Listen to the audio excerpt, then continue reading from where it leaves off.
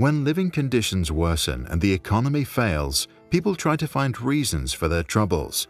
This is when political extremists can become popular, as they blame certain groups of people and promise that by getting rid of them, society's problems will go away.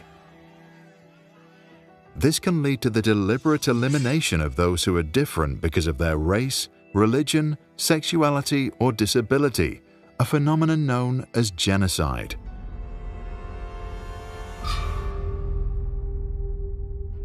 The 10 stages of genocide are a framework for understanding how crimes against humanity happen, so we can spot early warning signs and potentially prevent them. Stage 1 is classification.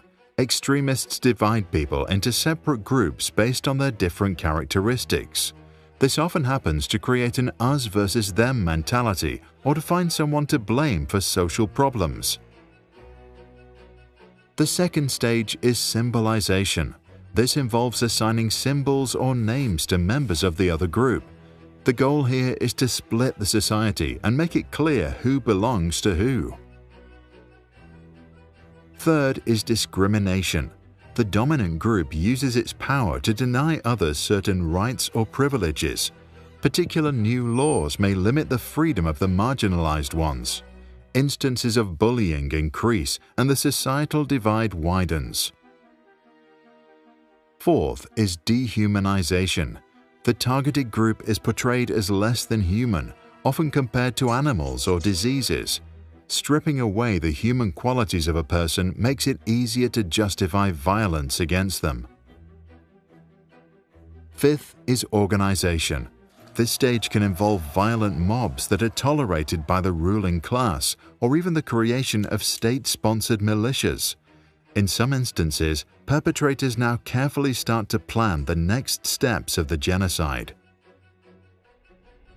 Sixth is polarization. Extremists now demonize the targeted group and try to fully divide society by demanding that everyone must take a side. Moderators who want to reduce the tensions are often identified as enemies and silenced. Seventh is preparation. The criminals now plan for mass murder. They may identify victims by name or number, find where they live, and acquire weapons or build facilities to aid their efforts. Eighth is persecution. Violence escalates. The targeted group is systematically subjected to harassment, displacement, or other forms of abuse.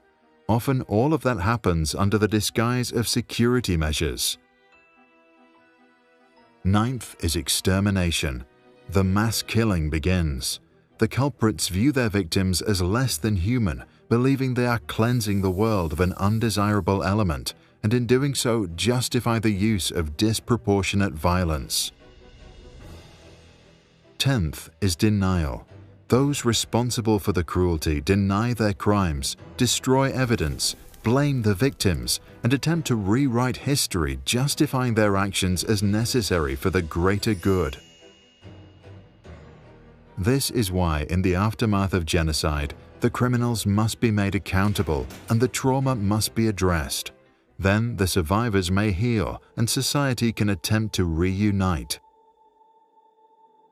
Note that the 10 stages may not occur linearly. They can happen simultaneously.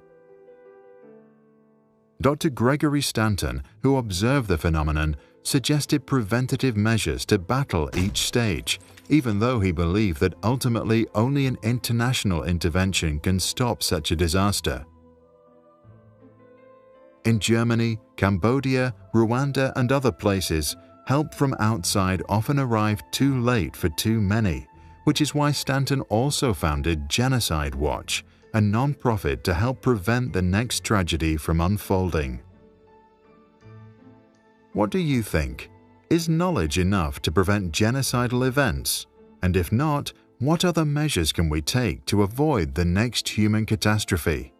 Share your thoughts in the comments below.